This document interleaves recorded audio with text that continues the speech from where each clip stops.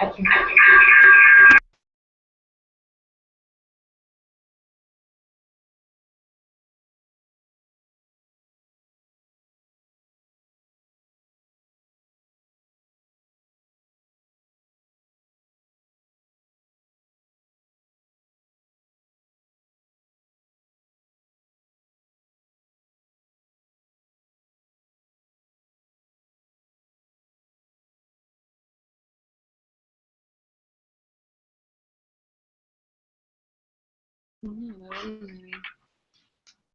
Right?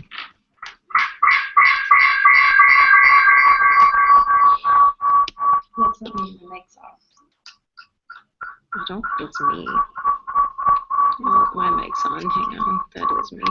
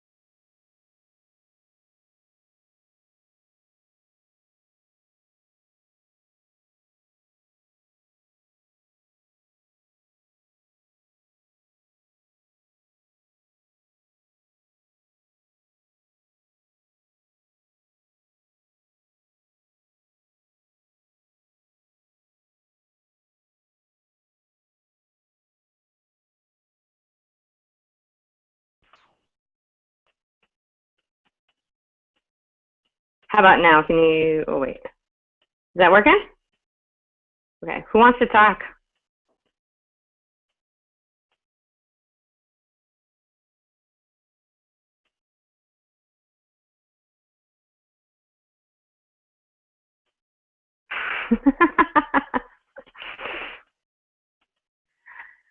Oh, no, I can't hear you. Hang on. Wait. Are you on mute? Okay. Wait, yeah, I was. Okay, good. All right. And that's the feedback.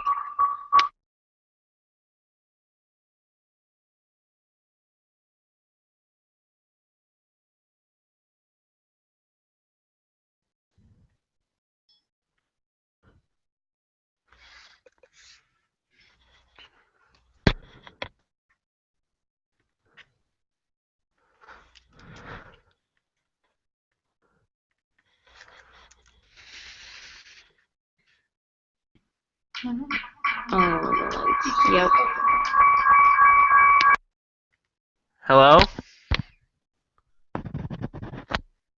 Can people hear me? Yeah. Okay. I'm so sorry, guys.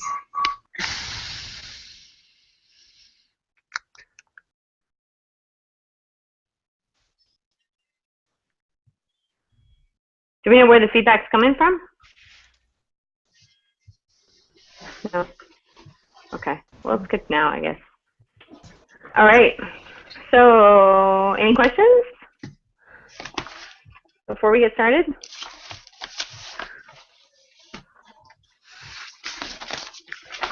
No? All right. Well, let's dig in because we have a lot to cover. What do you guys think of the assignment?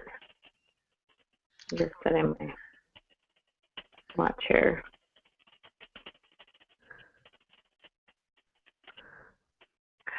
So, Connor, do you want to get started with yours? You were covering mine, right? Yeah. Because I got your email and you have to log off early, right? Yeah, I do. So we'll start with you. Okay. And wait, before we do that, does everybody know how to screen share? No, I was just gonna ask. Okay.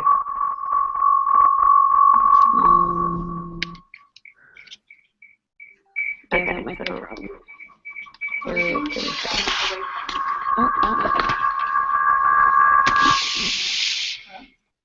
Does that work? No. You know what? Okay, so are we screen sharing now? Can you guys see my screen? No, not yet. No. Okay.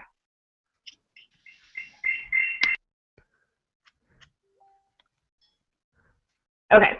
All right, so everybody can see my screen now. All right, so this might resolve a feedback issue. If you go under settings right here, does everybody see that? No. Oh, there it is. See the little wheel across the top? Do you have that? Okay, so click on settings. And then you see the little microphone and speaker. Sometimes you need to click the right one. So what might be happening is that you think that your headset is hooked up, but it's not. And it may appear, according to your laptop, that it's hooked up, but it's really not. So that might, and then you also have to select the input and the output, and you have to hit save. Okay. Wait. So that might. Did that fix it? Did everybody get that, or you want me to walk through it again? You do it. So go to settings, the wheel up here. Click on that, and then this has default or built-in microphone, or that's my headset, my Bluetooth.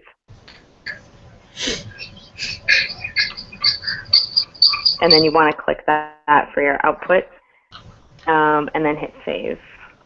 And or if you have like an old school plug-in, just make sure that it's plugged in all the way to your machine, because sometimes it doesn't really connect. Is that any better? Okay. And or Okay, do we know it's? Go ahead. Can you guys hear me okay on like Corinne's microphone? Is that? Yeah. Okay. I have no idea how to screen share, but Okay, so I'll show you how to screen share right now. All right, so move your mouse over to the left-hand side of the window, and then this green screen with an arrow on it is screen share.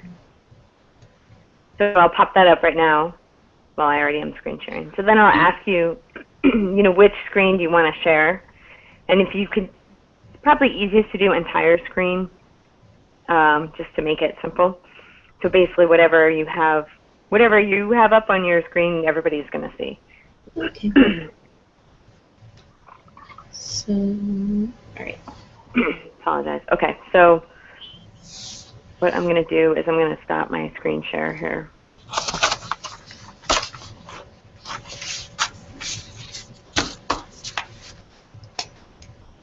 Okay, good. You already took it over. Good, good. Okay.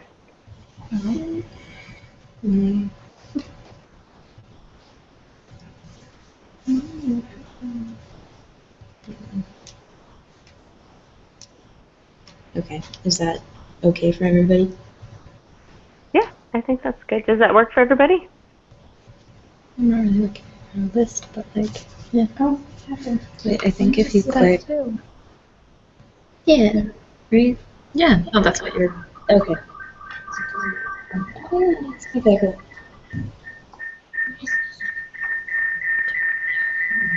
Hang on one second.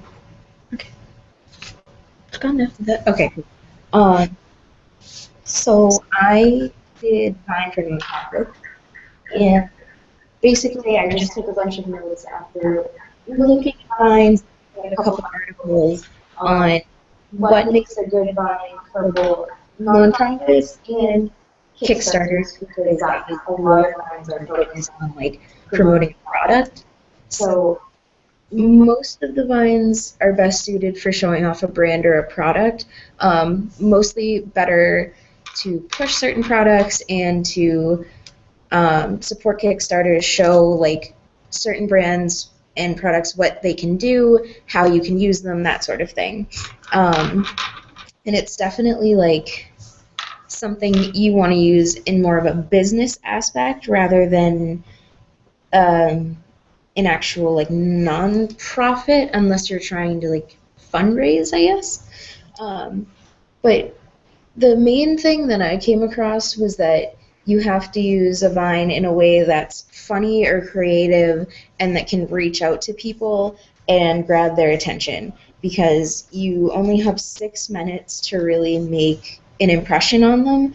And according to one of the articles I read, people blink on average every 5 seconds. So you have to kind of get in there and actually make a point and present it.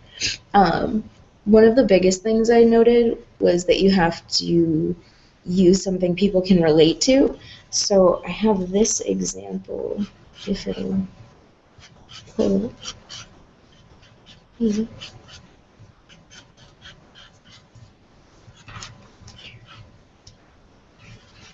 see. So this is an example of appealing to like a wide range of people. Let's just watch it real quick.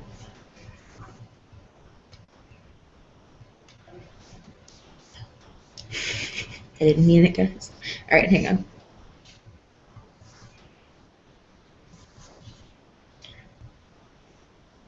And it just loops and whatever. But mostly that Vine is most productive because a lot of people know like the Oreo theme song, and that it's like this nostalgic thing that a lot of people are able to associate with, and they don't have to stop and question what they're looking at. The point is directly put out in front of them, and with like switching on the audio, you're able to understand what they're trying to say, and with the help of the caption that they're putting on there, it kind of elaborates more on it, but it becomes clear that you're advertising for Oreo and what have you. But that was just a more basic like advertising purpose. A lot of the Vines that I found were advertising based. There weren't like there's not a huge nonprofit presence on Vine that I could find. A lot of it was more promoting like hashtags rather than like showing like events or products, mostly because it's harder to promote like an event with a 6-second video where you kind of have to be present. So those sort of come in the aftermath. But a lot of the articles I read were really pushing creativity and the idea of presenting a Vine in a new and creative way in order to appeal to a wider range of people. A lot of people suggested stop motion videos because they tend to feel a little bit longer than actually 6 seconds. So one of the ones that we had was this one from Target, which was just like an example of stop motion in general.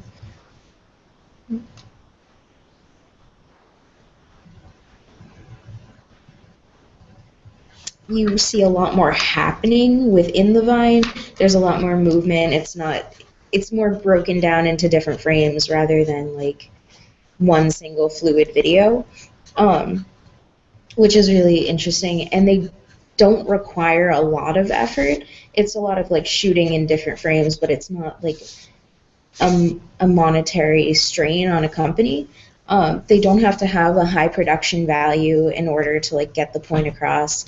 You can easily like present a Vine in a way that's going to allow people to see what you have to say and like relate to what points you're trying to make and what you're trying to promote, without like spending money on some sort of video that's very flashy or you need like a lot of design skill. This Vine from VMW was a really great example of that. Maybe.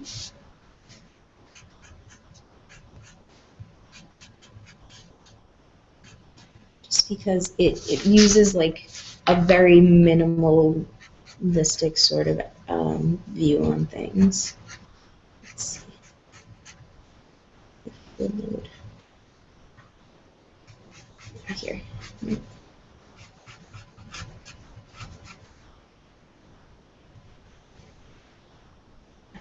So it's this one.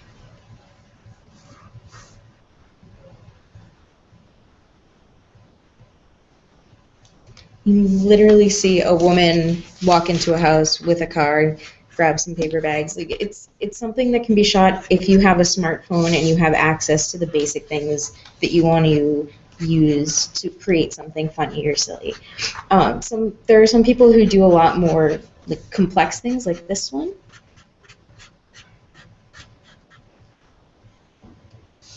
Where you're able to see like a whole lot more emotion. There's a lot more movement, a lot more goes into it, but it's still a pretty simple premise and you don't need a whole lot to make them. What I did find when it comes to nonprofits is that a lot of the times the caption that you use really matters because it's 6 seconds. You can't exactly say everything in one 6-second clip. So UNICEF actually was one of the nonprofits that I actually found that used Vine, which was really interesting. But when upon watching the Vine the very first time around, there wasn't much to understand. It kind of is that just quick, obviously like building a house and then he's sad and there's no house, but once you pull up this the caption, it talks about how Ibrahim from Palestine lived through 3 years of war and his home was destroyed and he wishes for his home to be rebuilt, and it shows his home being built, the destruction from war, that sort of thing, that otherwise you might not have grasped from your initial viewing of the Vine.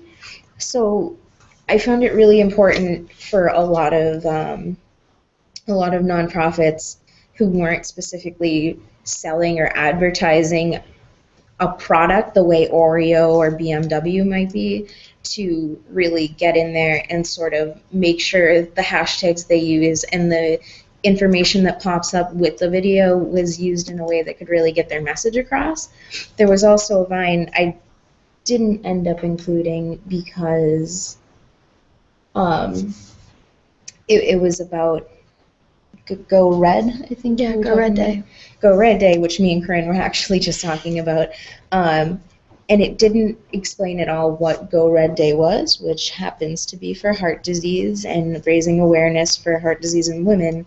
But it just said, like, use the hashtag Go Red for, like, to support Go Red pretty much, and gave the Twitter handle, and then showed a guy riding a red bike, a guy wearing a red shirt, a close-up of a red door. There wasn't a whole lot that was explained until you were able to pull up that little caption that explained, like, heart disease was what it was trying to raise awareness for, and gave you a link to where you could donate money to the foundation that was trying to get that hashtag to go viral in order to raise awareness. I thought one of the most important things that nonprofits could do with Vine was give people a look at what the inside of their offices look like and what they're actually doing. So I found one that was, let's see if it'll load. But it's basically giving an inside look at the offices of one of the nonprofit organizations that were here, the Keep Abreast Foundation. And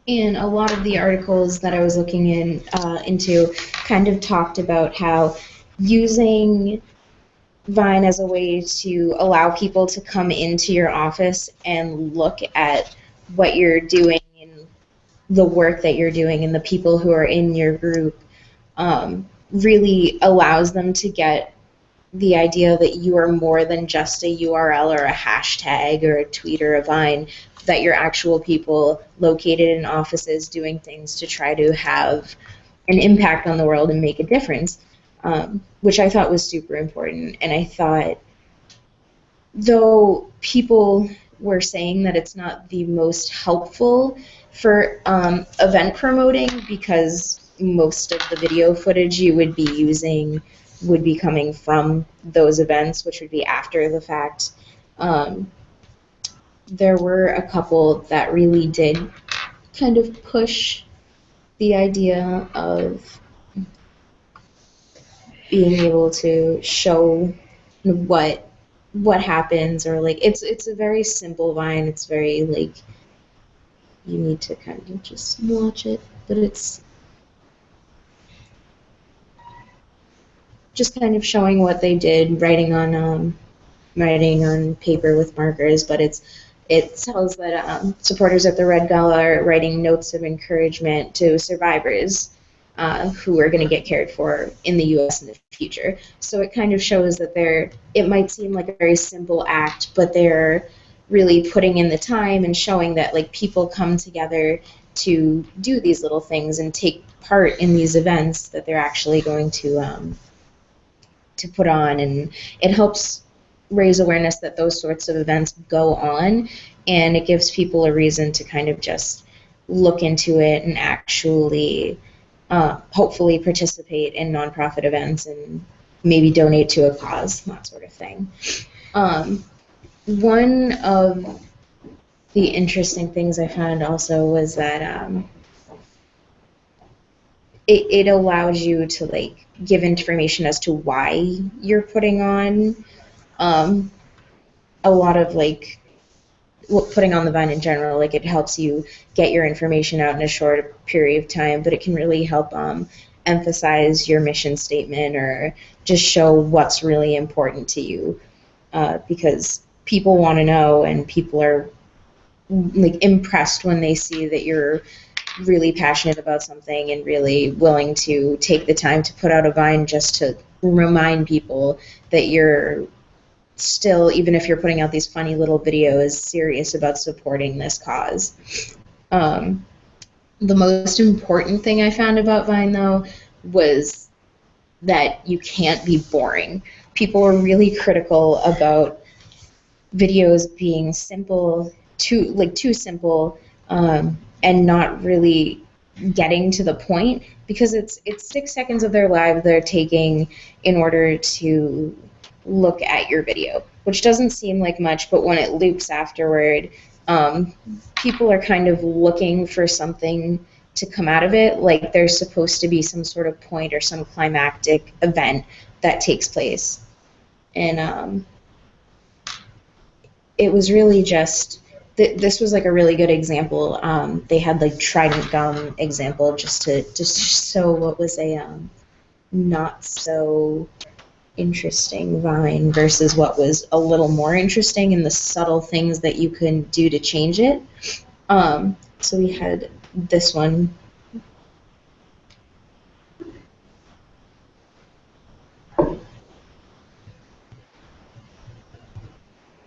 And that's it. It's just eating a piece of gum. And like the caption is clearly like they're trying to advertise something or trying to get you to look at their product, but it doesn't do a very good job, and it was criticized pretty heavily because it was boring. Whereas they had a second video here where it's a little bit more interesting.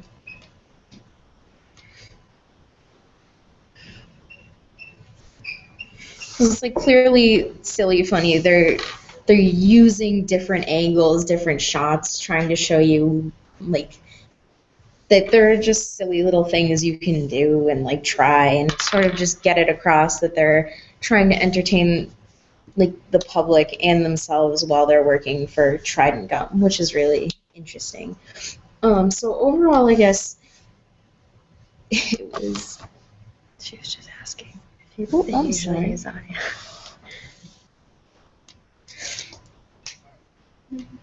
She was, one of the questions was like, do they typically have audio? Like, is the looping confusing? Usually the looping isn't too confusing because there's like a real endpoint and like in the UNICEF line that I pulled up a little bit earlier, it was interesting because like it's cutting to like a trash bin on the floor. You could see like a person's feet because it ended really abruptly, but usually they're a bit more fluid and they kind of start and stop in like places where like the starting point and the ending point are usually very different. I'm so sorry. I didn't realize you guys couldn't hear the vines. I'm sorry. Oh no. But yeah, they do typically have audio.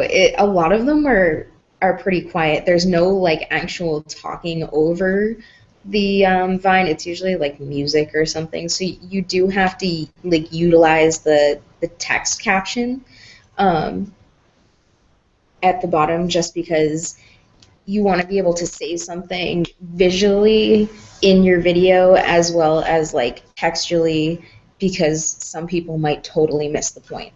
And I guess that was my main concern about Vine as like an advertising platform for people, especially for nonprofits, because you're not just putting it out there and really trying to promote a product, you're trying to promote a nonprofit organization, and a lot of the times to get your message across, you need more than 6 seconds of a silly video to kind of get that out there.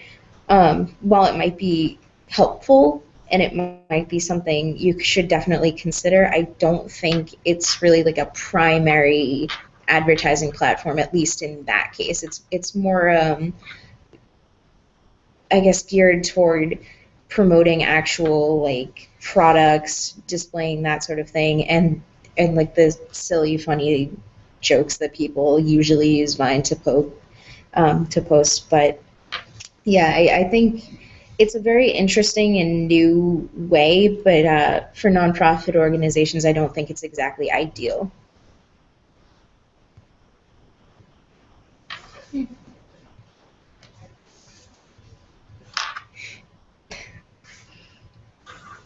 We can't hear you. We can't hear you.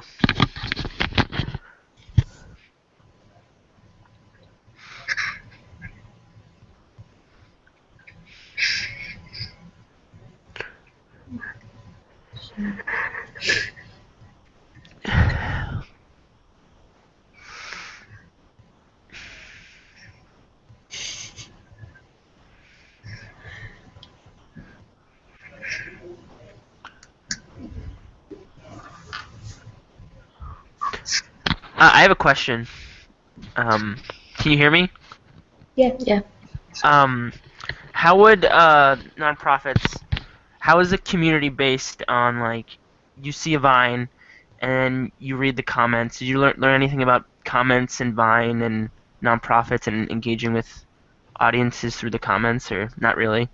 Not really. It wasn't a huge part of a lot of the articles I read. Like, there's not much more to the Vine other than like it being used as like a promotional tool or like put out on Twitter or shared on Facebook.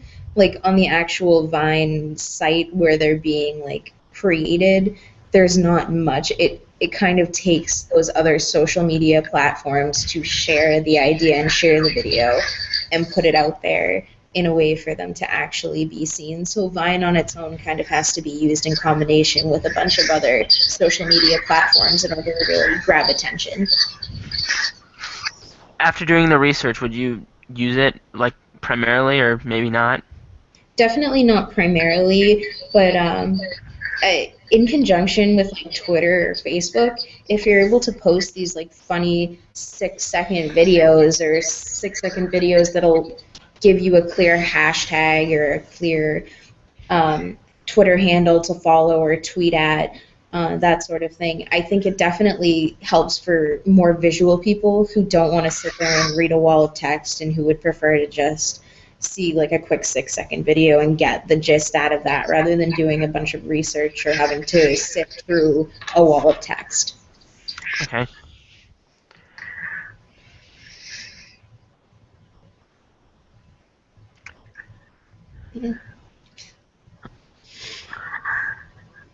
I don't know about Vine as a part of a YouTube strategy, though. I'm not entirely sure what a YouTube strategy would be.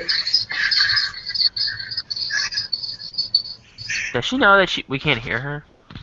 I think so. We can't Yeah, hear I her. know. I'm Oh, trying to change okay. my audio. Can you hear me now?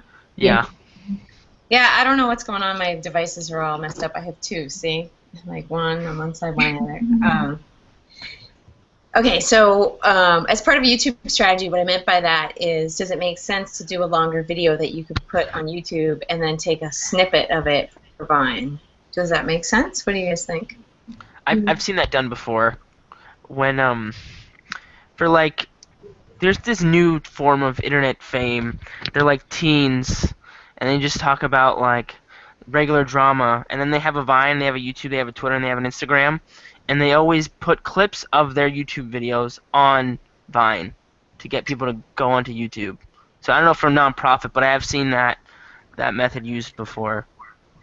I've also seen it happen the other way around, where they'll like post a series and then put it into a YouTube video, like all together. Yeah, I've seen that too.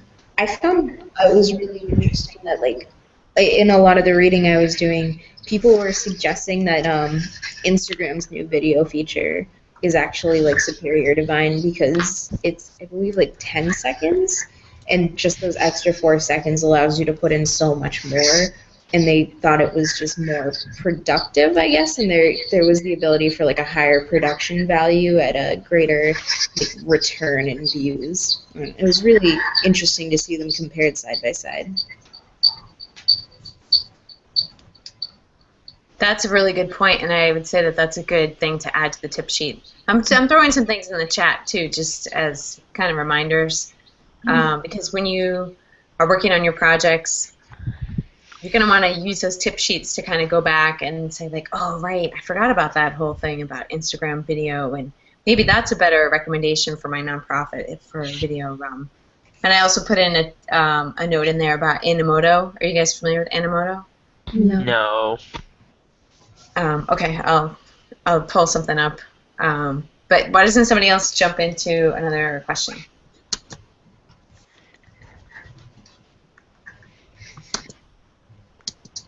What are some of the questions? Did anybody have any Vine-related questions? It's not about nonprofits, That's okay. but there are a lot of like young celebrities who have like gotten their fame from Vine, like like Thomas Sanders, I think his name is, and like Rudy Mancuso. It's really interesting. Did you find any correlation between like one of those celebrities maybe teaming up with a nonprofit? Yeah, there was actually like a lot of encouragement for collaboration on Vine because initially I guess it was like intended to be more of like a collaborative experience creating these videos and what have you. But there were actually a couple ads where like I think it was Trident Gum actually they paired up with a pair of Vine stars, I guess, who were known for writing short songs that were kind of goofy, and they got together with them in order to to make a sort of like advertisement video that spanned the 6 seconds, and it was sort of goofy and creative, but it definitely gets a lot more attention because they're familiar faces. And if you're able to convince someone who's an internet star to work with a nonprofit for no real compensation, that's like a huge thing that you should definitely take advantage of, because it's going to get you exposed not only to the people who are following you, but to the people who are invested in following their channel and that sort of thing.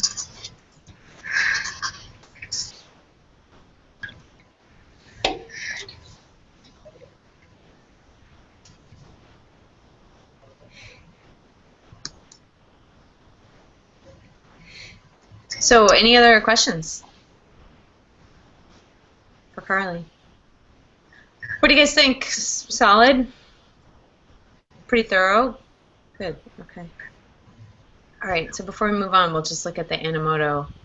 Good job, Carly. I think you brought up a lot of really good points that are key. That I think, just if you're considering video platforms or going the video route, like what's a good direction for a nonprofit to go to.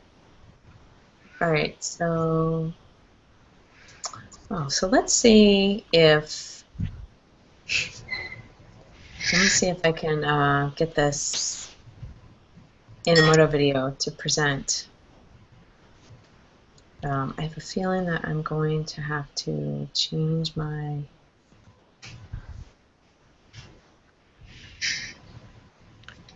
audio preferences. Okay, bear with me. A little bit of experimenting here. See if we can get the audio to work. Okay.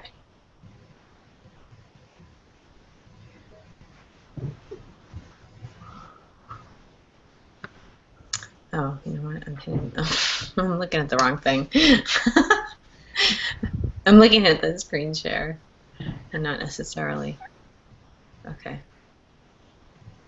Can you guys hear that or no? Yes. Okay.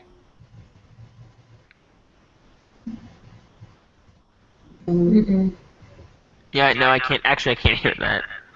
Okay. It's just music anyway. So the videos we show, they're probably not gonna have sound. Apparently not. Oh. I think what we're gonna have here. We can kind of experiment a little bit. That I think part of the issue. Let me just get out of that. Is change the audio settings. Oh, here, let me turn my Bluetooth off for a second, and we'll try it again. Okay, I could be shooting myself in the foot here, but we'll find out. So we'll look at this one. Can you hear that one? Yeah. Okay.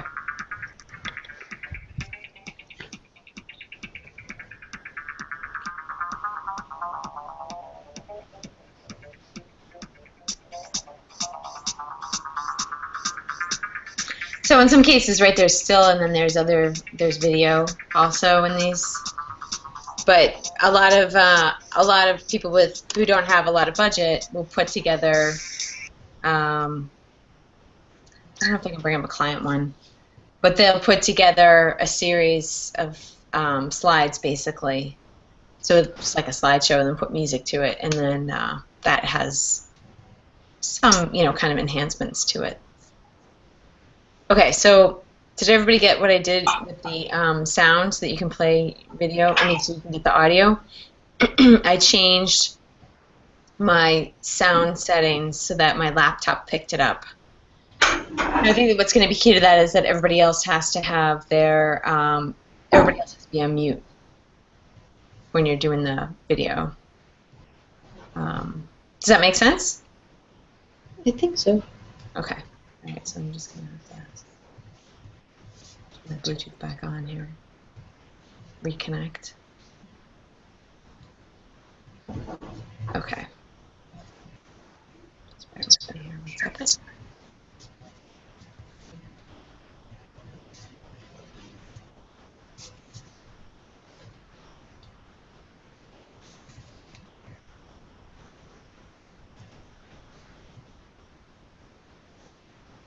Okay. All All right. So any other questions now that we're in the middle of it? Okay. Who wants to go next? Oh, who did we lose? Corinne? Yeah, she ran to the bathroom. Okay. Who wants to go next?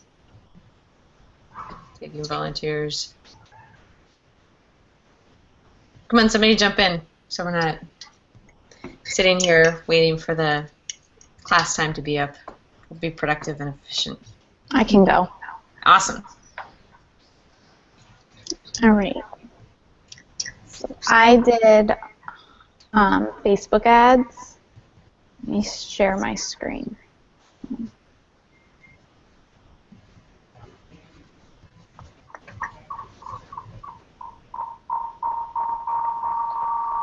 Okay. Okay.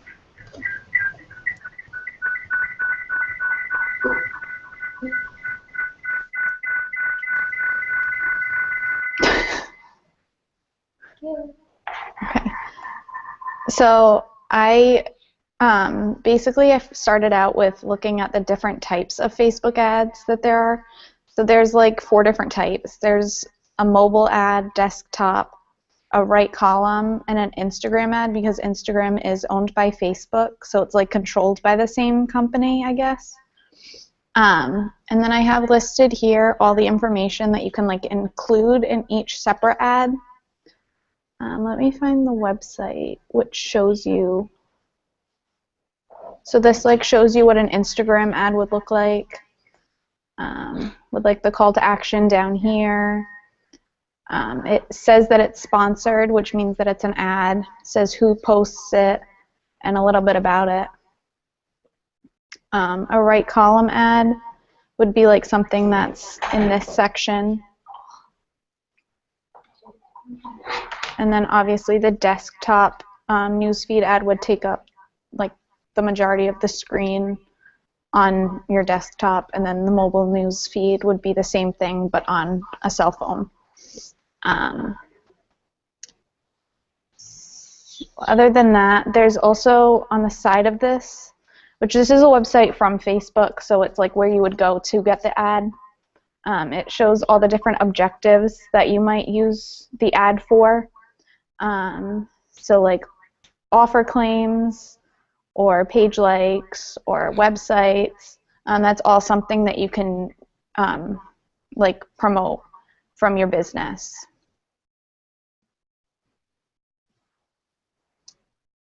I also found an article about $2 million that was going towards nonprofits in Facebook ads, and it was from a company called Action Sprout. So this is the article. I'm obviously not going to read it all, but it's basically like a program that you nonprofits can apply to in order to get funding for advertising on Facebook, because it does cost money. Like if you pay money, I think you can get it without money, but you're not going to be promoted as much as if you don't pay for it. So that's like a good thing that Facebook is doing, or that company is doing, to help nonprofits get a little bit more publicity. And then I also found an article, which was 10 common mistakes nonprofits make with Facebook pages, which I thought was interesting because a lot of pages that you'll find only show you the good things, but this is kind of showing you like the mistakes that people are making and how to kind of learn from it without having to make that mistake. So the first one that I kind of found interesting because it's kind of like the opposite of what we've learned so far. I don't know how accurate it is, but it's telling you basically not to focus on SEO for Facebook links, and it says that Facebook and search engines can actually penalize you on Facebook ads. So I don't know, I didn't check if that was like actually factual or not, but that would definitely be something interesting to look into. So other things that it says, like not promoting your Facebook page, and they talk a lot about cross promotion with other Facebook pages as well as like personal pages. using the same language from other social networks, both of your own and of other companies of like the same genre, just so that people can like kind of connect with it and like understand what you're trying to say. Kind of not using like corporate lingo and using language that everyone will understand. This one's a big one. It's pushing out too much content without contributing to the conversation, which basically they want the people who are in charge of these or running these Facebook advertisement pages to actually kind of contribute to the conversation rather than just putting out content and just letting it like get to people. It actually kind of makes the company look less robotic and kind of more personal. So that's always a good thing to consider, whether it's like asking questions, doing a poll, replying to visitor comments, or sharing resources from other places. And then another big thing was a content schedule. Kind of gives people an idea as to when information from your page will come out, and kind of what to expect. And also it's gonna like help vary what content you're putting out so that it's not always like a question. Sometimes they'll share a different source, sometimes they'll do a promotion. So that kind of like switches things up and helps people kind of get to see different aspects of your company.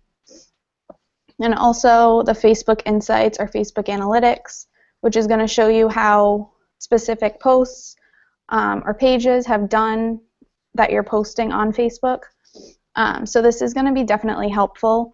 It's going to show you what type of content does better than others and what fans or like readers connect with more than others. And also it says something about default tabs. So when you create a Facebook page, it's going to give you like certain like about page and all that stuff. So you can actually customize that for like a liked page. So a big thing is customizing that to your advantage, almost like a website would do. That way people can find all the information that they might need. So that's definitely a link to check out. There's a few more things, but I'm not going to stay on that forever. Another thing that I found was this video. It's like an hour long, so I'm not going to play it.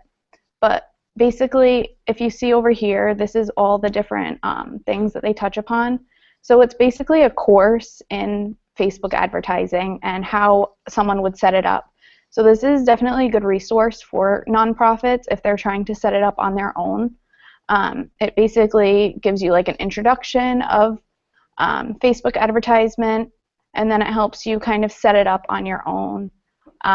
Tells you some more options that you can have, all that information. So it's a long video, but if a nonprofit is trying to set up the Facebook advertisement on their own without any prior like experience with it, it's a good source to come back to. I don't know. Let's see. And then this is another link that I found, which is successful Facebook advertising for less than $2 a day, which is definitely something that would kind of be focused towards, you know, an average person or a nonprofit who's not trying to spend a ton of money or doesn't have a ton of money to spend on Facebook advertising. This article basically talks you through a few different things to think about in order to advertise your page really inexpensively, but also effectively. So that's another good link. And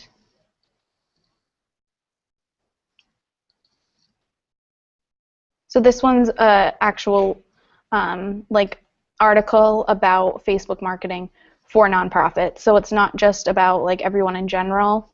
It's actually about nonprofits. So this is like kind of making sure that your Facebook advertisement like encompasses the vision that your company has, kind of making sure that the content that you're putting out is like reliable and factual and trustworthy, so that people can actually like trust your company and they'll support it. So there's all this stuff, like the Donate Now button. So all this stuff, kind of the same things that it talked about in the previous posts, like communicating with your, like it says, your community. I think that this one's also an important thing, which is the cover photo on your Facebook page. It takes up, if you click on their page, it takes up a lot of the screen. So you can definitely advertise like an event, or just choose a picture that really kind of piques an interest in your company and makes people want to learn more. So there's another cool link. I think that's it for my presentation.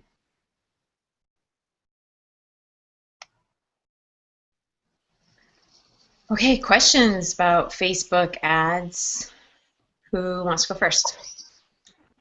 I mean, like, what happens if you try to use SEO on Facebook? What do they do to you? I'm not do they kick sure. you off? Like I said, I would need to definitely like research that some more, because I didn't look too much into it. It kind of just didn't make sense when I was reading it, so it was interesting to kind of think about, but I didn't do any extra research for it. Yeah, that's really strange. Mm-hmm.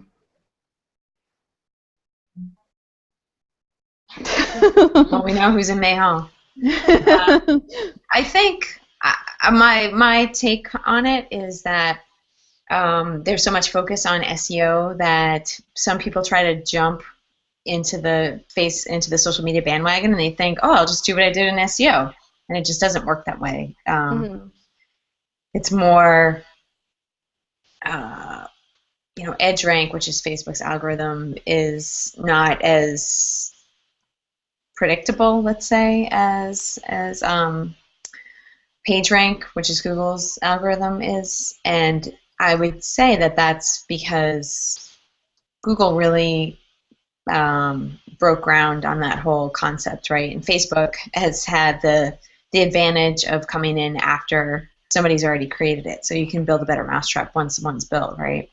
And it's the same with what I argue with Facebook ads versus Google AdWords, right? They're very similar, but Facebook, I think, did a much better job at creating a tool that is much easier for the average person to use, whereas Google AdWords is a little bit daunting.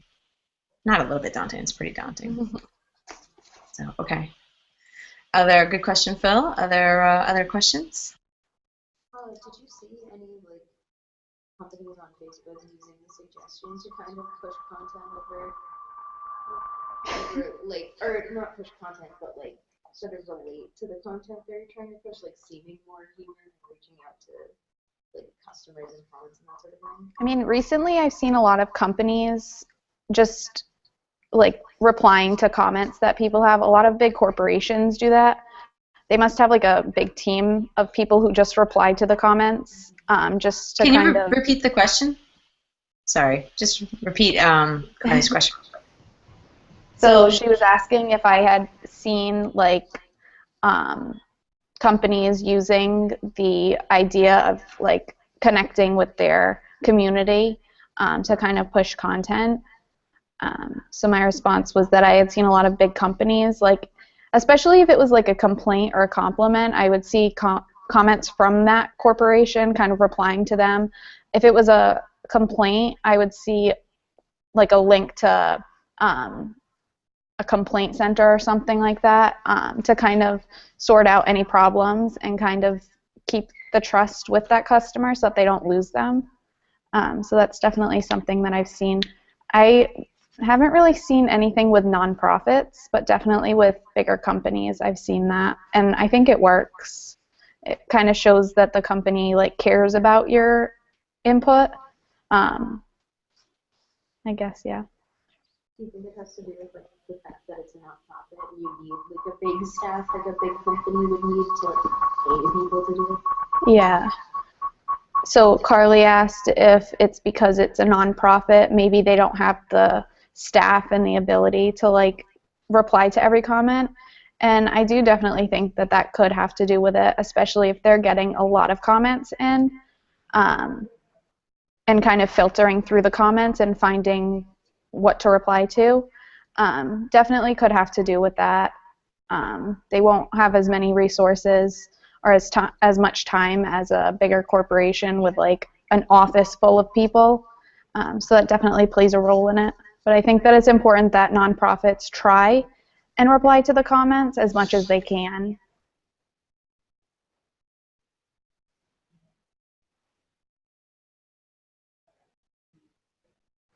Where'd you go?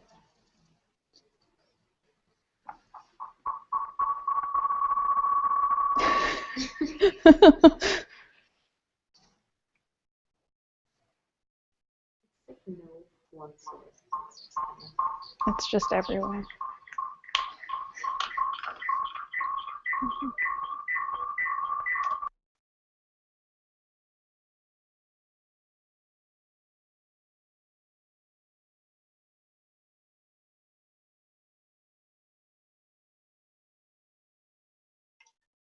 Everyone else having trouble? Yeah. Hello? What's going on? Hello? Guys? Oh no. It's like the scary. Coming to get you.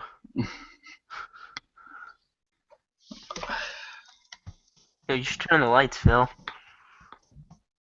Because her screen went black, so now there's no like glare coming back at me. Oh no. Yeah, hers is like a frozen face in my thumbnail. Oh no. Oh, Nice watch it over. done.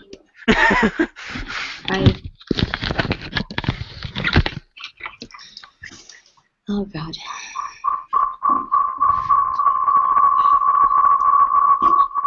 Phil, where are you? Where is your dorm? Oh man. Yeah, it may be a ghost. I don't Oh, know man. if I'm going, but I think it's Yeah. just like whose mic's on right now? Nobody's. Is it just Oh, mine's on. No, well not no, Oh, you yeah. guys aren't in here.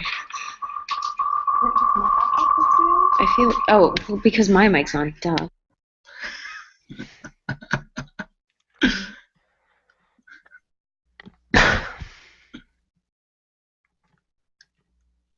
How's it going, Cesario? How you feeling? Doing okay, I guess. Yeah.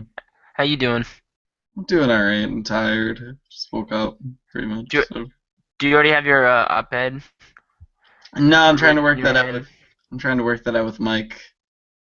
Because What do you think it's gonna- we have a letter to the editor that's like 500 words, so I was assuming that I wasn't writing anything, but he doesn't think it'll be enough to fill the space, so I'll probably write something short. Solid. Yeah, it'll be good. Or not. It'll probably be a train wreck. Well, you always pull through in the end. Yeah, that's the op-ed's motto, you know. It'll work out probably. Yo, is she coming back or? No.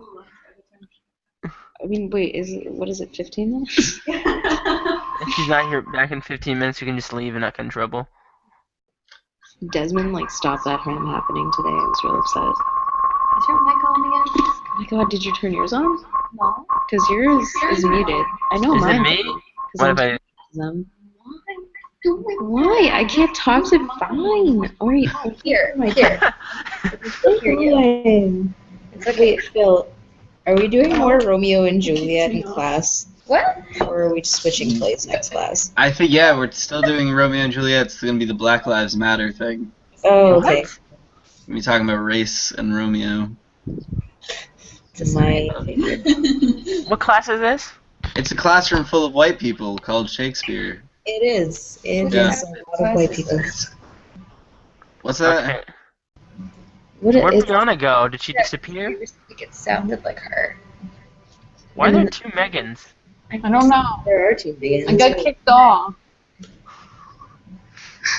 But you're here now. I know. What if I hit ignore? Left Megan just doesn't give a fuck. She's just No, she doesn't. This is recorded, by the way. This is gonna go on the internet. Oh my god. I can't do this.